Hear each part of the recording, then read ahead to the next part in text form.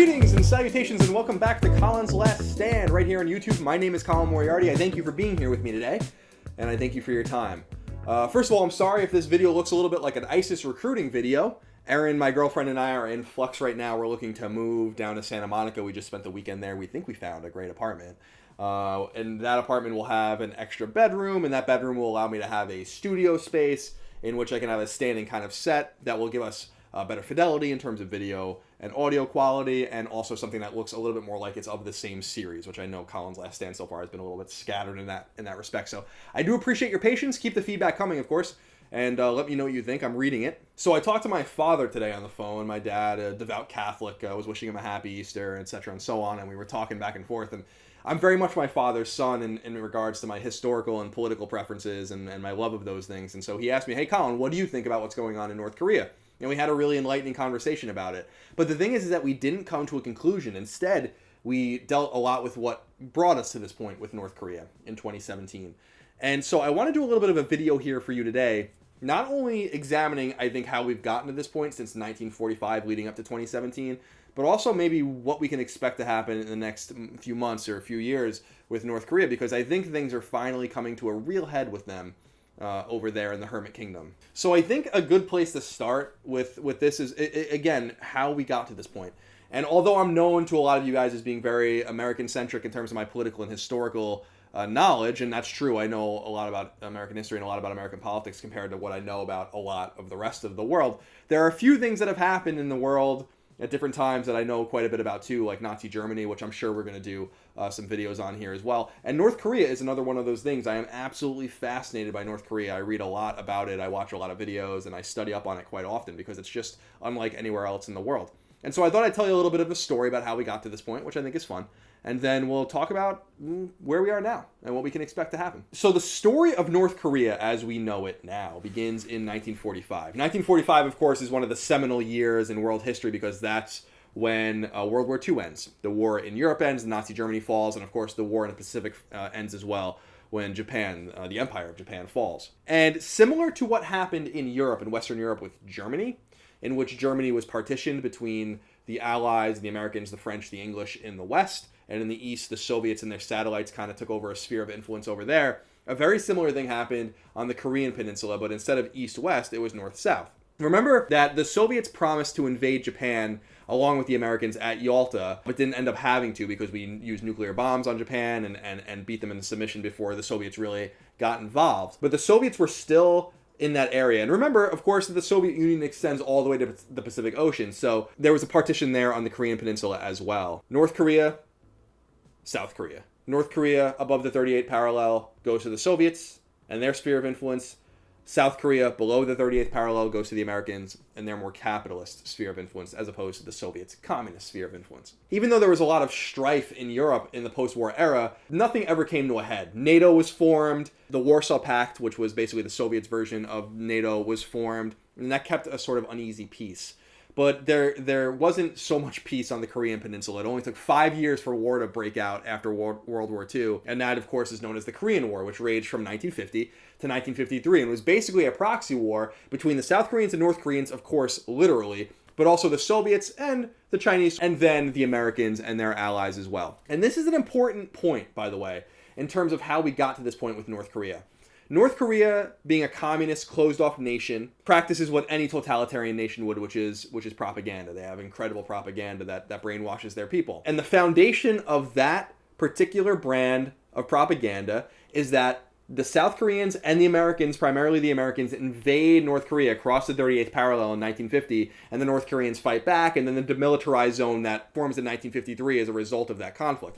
That's not true, of course, and in reality, in everyone else's reality, the North Koreans cross the 38th parallel, invade South Korea, the Americans rebuff them and push them back, and so an armistice is signed in 1953 that basically puts in stasis the state of war that exists between the two brand new countries. And that's an important note as well. The Korean Peninsula is still at an official state of war to this day, many, many decades later, because an armistice doesn't end the war, it simply freezes it in place. So the Korean Peninsula is in a state of war. North and South Korea have been at war with each other since 1950. It's also important to note, as I've noted in previous videos, that there was a war of containment going on in many places. This is, of course, where West and East Germany come into play. But the war of containment is basically saying, should the United States stop the spread of communism, or should it allow communism to kind of spread unabated? And of course, this really comes to a head in the even worse proxy war that begins in the 60s, although it ferments in the 50s, and even in the 40s, really, in Vietnam. But the Korean War is a part of that equation as well. It's a piece of that puzzle. But unlike Vietnam, which had extreme ramifications at the time, but has really died down since the 70s, the Korean situation has only gotten worse and more extreme as time has gone on. And there's a reason for that, because the North Koreans are absolutely fucking crazy. So I'm not talking again about the North Korean population, which is innocent. A lot of them are innocent bystanders to this crazy dictatorship that they live under, this crazy Juche philosophy. And you can go read about that. That's Juche, the form of communism that they practice over there in North Korea. A lot of them don't know any better, and a lot of them truly are brainwashed. And we should pity them and wish that we could help them. But when I say the North Koreans are crazy, I mean the Kim family. Because what's going on in North Korea is very unique for a communist nation. Although maybe not as unique as Cuba kind of did or does a similar thing. But the Kim family is the ruling family, the dynasty that rules over North Korea. And that's very dissimilar to what was going on, say, in the Soviet Union. Remember, when the Bolsheviks killed the Romanovs and took over Russia following World War I, well, the Bolsheviks were ruled by, Trotsky was in there, and then Lenin really was the leader that kind of won that internal struggle. Then Stalin took over, and so on and so forth. None of those people were related to each other. But in North Korea, the ruling family, they're intimately related to each other. The founding father, as it were, of North Korea is a man named Kim Il-sung. And Kim Il-sung is looked at as a heavenly, godlike, supernatural figure in North Korea to this day. And he ruled North Korea until 1994, when his son, Kim Jong Il, took over, who similarly is looked at in a godlike, father-son relationship with his dad. His dad is still really the head honcho in that respect, but he is also looked at as a supernatural godlike figure. And indeed, if you look at a picture of the inside of any North Korean dwelling, for instance, you'll always see two portraits of Kim Il-sung and Kim Jong Il right next to each other. And the secret police will actually go around in North Korea every so often, make sure that those pictures are in place, that they're straightened, that they're dusted and cleaned. That's a real thing. Of course, you can see statues and portraits all over their capital city, their showcase capital city of Pyongyang, of those two men. But unlike Kim Il-sung, Kim Jong Il didn't last very long. He ruled for about 17 years. And in 2011, he died. And after an interesting struggle that we don't know a great deal about outside, because again, they're so homogenous and so closed off that it's hard even for South Korean intelligence to penetrate North Korea, Kim Jong Il's son, Kim Jong-un, took over. And Kim Il-sung and Kim Jong Il are bad men. They're not necessarily reasonable men. But they're more reasonable and more logical, it seems, and more experienced in the ways of the world and in the ways of diplomacy and in the ways of geopolitics than their son is, or at least Kim Jong-il's son, Kim Il-sung's grandson is, and that's Kim Jong-un. And that's an important point that we're going to get to in terms of where we stand now, because that is a relevant factor into why the situation has suddenly become so dangerous. But to understand what's going on with North Korea now, you need to understand also what was going on with them then. And what's a really interesting point that's lost on a lot of people is that following the armistice in 1953, North Korea's economy and society was progressing at a much higher rate and with much more success than the South Koreans under capitalist tutelage. So until like the late 70s, North Korea was doing better economically. They were doing better societally. They were in that Soviet and then extreme, growing Chinese sphere of influence that allowed them to have trading partners with like-minded societies that would give them fuel, that would give them food, that would give them all of the materials that they need to succeed. And South Korea was struggling a little bit more. But there was an inflection point. And suddenly South Korea started doing better than North Korea. And of course today we know about all of these great South Korean companies that we deal with, like Samsung and LG. Well, they really began at this inflection point. North Korea started to fail at the time that South Korea started to come up. And so there was this great animosity and tension that was building between the two countries on top of the tension that had already existed because of their two different types of political leanings, on top of what was going on because they were under different proxies with the Americans and the Soviets and the Chinese, on top of all of this, the basic fact that they were fighting a civil war, that families were split up, that people weren't able to see each other. In North Korea, even then, and especially now, they are not allowed to leave the country. They are not allowed to travel freely unless they work for the government. And so they don't really know what's going on in the outside world. They haven't known what's been going on in the outside world for a long time, as evidenced by what I told you earlier, that in North Korea, it is conventional wisdom that the South Koreans and the Americans started the Korean War. Again, not true. And so during this time of fomenting change, during this time of unpredictability that began to grow in North Korea as South Korea really began to settle into its own, the North Koreans began to act out. And you can read a lot about this. Assassinations, hijacking of airliners. There's even a story of an American soldier pruning a tree in the demilitarized zone that separates North and South Korea and being murdered with a hatchet by a North Korean soldier. But still, even though there were some outbreaks of limited hostilities, nothing came to a head under either Kim Il-sung or Kim Jong Il.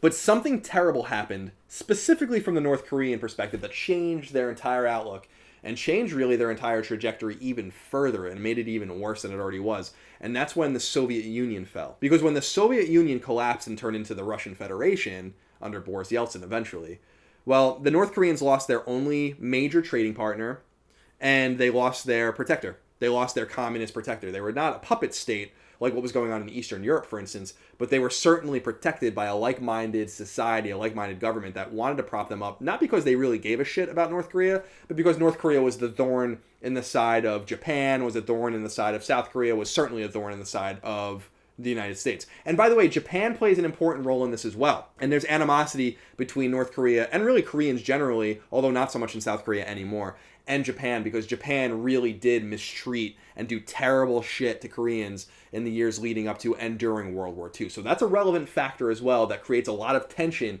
in that area of the world. So the Soviet Union falls, and suddenly things don't look so good for North Korea anymore. Suddenly they have much less food, they have much less fuel, they don't have a military protector anymore, and the tables really seem to be turning against them. And this really comes to a head in the mid-90s, where over a few years there are major famines in North Korea that wipe out hundreds of thousands of people. And it just so happens that, by happenstance really, that the most fertile farmland on the Korean peninsula is pretty much all in South Korea. South Korea is able to grow its own food, and to grow a lot of food, at least enough rice, etc., to support themselves. But the North Koreans aren't so lucky. It's rocky, mountainous terrain in the north, and they're not able to grow enough food to feed themselves. So this really comes to a head when Soviets aren't there anymore to trade food with them and to give them raw materials and to give them fuel. The entire society seems like under Kim Jong Il it's falling apart. And tension continues to grow throughout the 90s and into the 2000s when the North Koreans start becoming more bold with missile tests and start becoming more bold with other weapons tests. And this comes to a head when they, and I think in 2009, detonate their first nuclear bomb. And suddenly they're a nuclear power. Now you have to step back and realize how big of a deal that is. There aren't that many nuclear powers in the world. There hasn't been that many nuclear powers in the world, and there aren't to this day many nuclear powers in the world. In fact, you can name them all pretty easily. You got the United States, you have France, the United Kingdom, you have China, you have Russia, you have Pakistan, you have India, and you think that you probably have Israel, but they don't acknowledge that they have their own nukes. And there were countries that had nuclear bombs or had nuclear programs at one time that no longer had them, that gave them up peacefully, including South Africa. So North Korea joining this club, not by proxy, not because the Chinese have bombs or because the Soviets had bombs, but because they have their own bombs. That makes things very, very serious indeed. Because now, think back to the history I just told you. They have problems, obviously, with the South Koreans. They have problems with the Americans. They have problems with the Japanese. And they're in great proximity of these countries. Remember, Seoul, South Korea, the capital city of South Korea, is a mere 35 miles from the demilitarized zone and from the North Korean border. And Tokyo is pretty close too. It's about 500 miles away from the North Korean coast, the east coast of North Korea. So they can do a lot of damage, especially because in addition to their nuclear capabilities, which are limited and in some cases laughable, their bombs are not very impressive. But nonetheless, they can do damage with those bombs if they can deliver them, and it remains to be seen if they are able to deliver them. A lot of their missile tests failed. One of their missile tests just failed. But they also have chemical and biological stockpiles, and they aren't afraid to use them. Or at least that's how it seems, because any man with this haircut is probably likely to use biological and chemical weapons. But on a serious note, you might be asking yourself a question that's very logical, which is, how has this been allowed to happen for, what is it, like 6.5 decades? Going on 7 decades now? And that's because the North Koreans, under the Juche philosophy, have not only brainwashed their population effectively, and not only restrained and repressed them effectively, but have a very specific set of rules in place that keep everyone in check, or has kept everyone in check up to this point. For starters, we should talk about Pyongyang, which I mentioned earlier, which is their capital city, their showcase city. If you live in Pyongyang, you are amongst the most respected and safest and most prosperous and richest of all North Korean people. It means you work for the government or for the State Workers' Party. It means you work for the military. You're a child of one of the people that works there. You're a teacher. You're a propaganda artist. Any of those kinds of things. If you live in Pyongyang, you are amongst the elite class. That feeds into a Korean system, a North Korean system known as Sunbun, which is this caste system that they have. And there are really 3 levels of the caste. There are the people at the top that I just mentioned. There are people in the middle that are most of the population, and there are people at the bottom. And you don't want to be at the bottom in North Korea. And when people see what happens to the people at the bottom in North Korea, well, they want to stay at least in the middle. And so there's a lot of fear. This isn't uncommon in totalitarian dictatorships, of course, but it's taken on an extra special level of fucked up in North Korea. Let me give you an example. Let's say that you live in an apartment block in a small city in North Korea, outside of Pyongyang. And you live in this apartment block, everything's provided to you by the state under the Juche philosophy.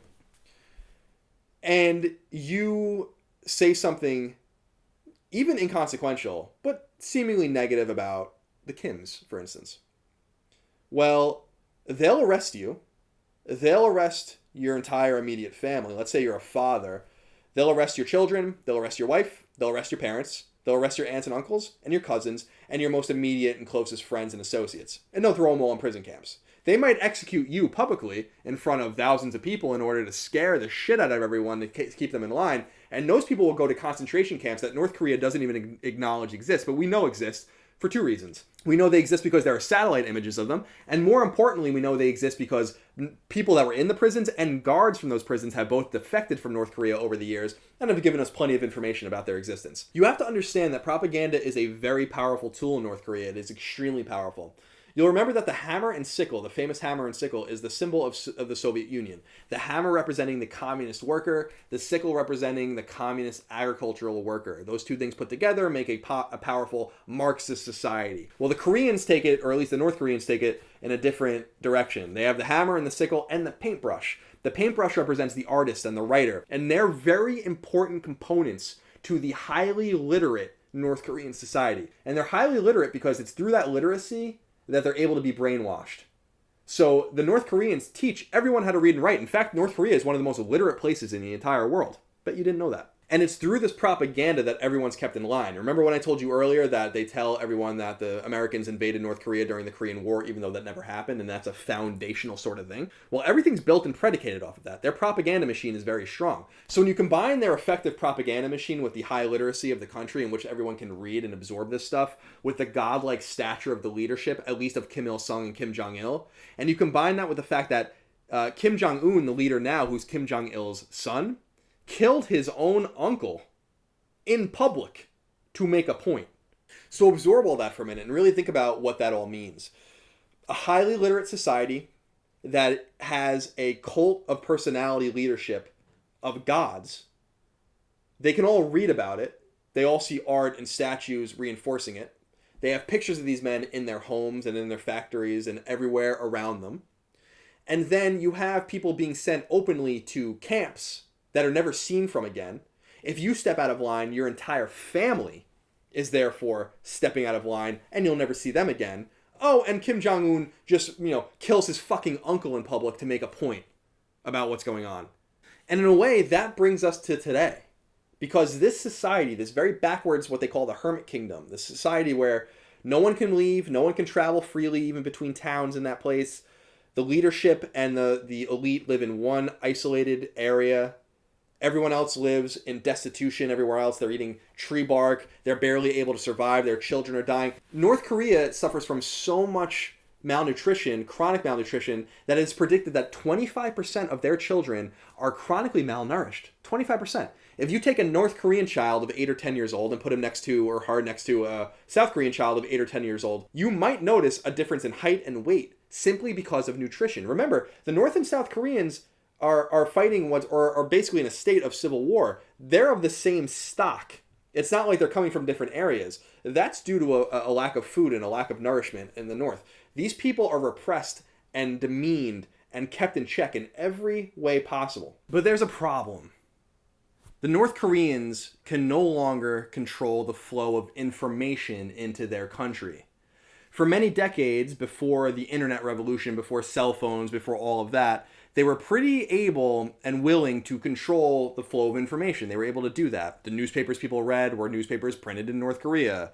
The magazines were magazines printed in North Korea. The television sets that they watch in North Korea are given to them by the government, and if you mess with them in any way to get more than the 2 or 3 channels they allow you to get, well, you'll go to one of those prison camps that I talked to you about earlier. But the internet, cell phone signals, all of this are very hard to control. Remember what I told you earlier, North Korea and China touch each other. And so through China comes cell signals. Through China comes a lot of smuggled goods. Chinese soldiers and North Korean soldiers are apparently very easily bribed and tricked. And so people are bringing in DVDs and laptops and cell phones and smartphones, and people are slowly learning about what's going on. And the same thing's happening from the South. South Korean cell phone signals are crossing the DMZ, and every once in a while South Korean people even send over pamphlets that land in North Korea that tell them what's going on, tell them everything they know is a lie. Everything's starting to become a little bit unhinged for the North Korean government. North Korea is counteracting this in ways that seem clever, but I don't think it's going to work forever. For instance, they are a totally controlled economy, except for now they're apparently turning a blind eye towards small markets, bartering markets that are opening up outside of Pyongyang in small towns, cities, and villages all around North Korea, so that people are no longer necessarily starving to death. If someone has a surplus of rice, they can trade it for a surplus of fish or meat that someone else has, and so on and so forth, or eggs or whatever it happens to be, to keep people just in a little bit better shape than they were beforehand. So maybe they turn a blind eye to those rumors that they've been hearing and seeing from their friends that might have seen a cell phone or might have gone on the internet or might have watched a Western DVD or gotten a newspaper that has come in from the Chinese border. So things are becoming very serious there indeed. But you have to understand that the crazier this situation gets, the more repressive, the more regressive, the more violent, and the more out of the ordinary Kim Jong Un is going to become. Because there's one thing that's clear about this man. He is paranoid. He is extremely paranoid. Not an uncommon trait amongst communist dictators, of course. Look what Stalin did to his own people. So the question that my father and I were asking on the phone this morning was simple. What do we do about this? What do we do considering the history that I just told you about, considering how we got to this point, considering the inflection point that put the South on top of the North economically and culturally, considering the fact that North Korea is completely closed off to the rest of the world, millions upon millions upon millions of people there have no clue what's going on around the world, that there is the Sanban system that keeps people apart from each other, the threats of labor camps, the threats of execution, whether private or public. What do you do? What do you do in that situation? The fact of the matter is there's only a few ways forward. That's all there is to it. We could go into North Korea. We could take Pyongyang in probably a day or two and knock them out. Their military is backwards. They have a great standing military, one of the greatest numerically standing militaries in the entire world, in fact. But they're using Soviet-era technology, Soviet-era guns, Soviet-era planes.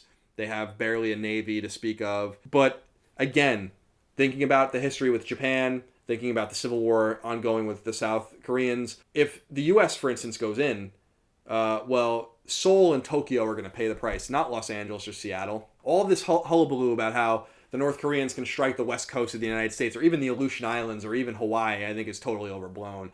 Anyone who thinks the United States doesn't have the world's most state-of-the-art, most sophisticated missile defense system, I think is really kidding themselves. We've never seen it work. We've never had to. We could wait it out, but I don't know that that's the humanitarian thing to do. We've been waiting for decades. There's been lots of predictions over the decades that North Korea was on the verge of falling, that they weren't going to last much longer. But it's all been for naught. It's just not true. They've lasted. They've lasted through the fall of the Soviet Union, the turnover of 2 family members, famine, overt executions and labor camp usages and concentration camps. I mean, they've survived everything, and it doesn't seem like they're going to fall. But that information is being fomented amongst the population in ways we don't understand. They're so homogenous that South Korea can't even really infiltrate the country effectively with their own intelligence services. But we have to imagine that the people there are getting an idea of what's going on in the rest of the world, and they're understanding that they're being lied to. And of course we have to ask ourselves what's up with the Chinese and what they're going to do, because they're complicit in this. The Chinese are complicit in this, just like the Soviets were as well. The Chinese have propped this country up long enough, and stationing 150,000 soldiers on that North Korean border, which apparently they've just done in recent days, isn't a sign, I don't think, that they're going to invade or pincer the country with the United States coming from the south and the Chinese coming from the north. I don't think that's going to happen. They're afraid of a refugee crisis. They don't want to deal with it. The status quo for the Chinese is probably preferable to something else, because then they're going to have to deal with millions of North Korean refugees that they're going to have to house and feed and figure out. And of course, the South Koreans, over time, since the Sunshine Policy was instituted and everything seemed to be just fantastic, they don't seem to really want much to do with the North Koreans either. As people in South Korea die that have familial connections to people in the North, or fought in the war, or remember the days of yore, when those people go away, well, the South Koreans now, all they see on their ledger is, this is going to cost us a lot of money. These people are really different from us. They've been walled off from us for generations, and they're not our responsibility anymore. So from every point of view, this is very complicated. And that's why I want to throw it back to you guys and see what you think about it. And maybe we can talk about it in the comments, and maybe I can do another video in the coming weeks. And I mean, this situation is moving quickly. I mean, by the time I put this video up, this video is going up in 12 hours from when I'm finishing recording this. Anything can happen. So what do? Do we wait it out? Do we go in? Is there a third way? You know, one of the questions my father and I were asking each other, which I think is an interesting one, it's a scary question to ask, but it's an interesting one. The idea of mutually assured destruction, MAD. The nuclear idea that we all have weapons, we all are willing to use them, and it's the doctrine that we don't use them so that no one else uses them on us. And it kept the peace during the Cold War. But what do you do if you go in to North Korea and they use sarin gas on Seoul, or they nuke Seoul? Do you have to respond in kind? It's a difficult question. It's a question I don't even want to think about. But it's a question we have to think about. That makes it even scarier. So sound off in the comments. Let me know what you think. I'll be down there talking to you guys. You can join us on Reddit, Facebook, etc. and so on. I also want to remind you that this is entirely fan-funded. Colin's Last Stand is entirely fan-funded. There are no baked-in ads or advertisements. As we speak right now, I don't even have YouTube monetized at all. The only revenue stream for this show is on Patreon. So I hope you consider going over there if you like the content and want to support independent political and historical content, news, etc. and so on. You know, throw $1 at me a month, $5, $10 a month. There's some interesting things going on over there. Lots of interesting conversation.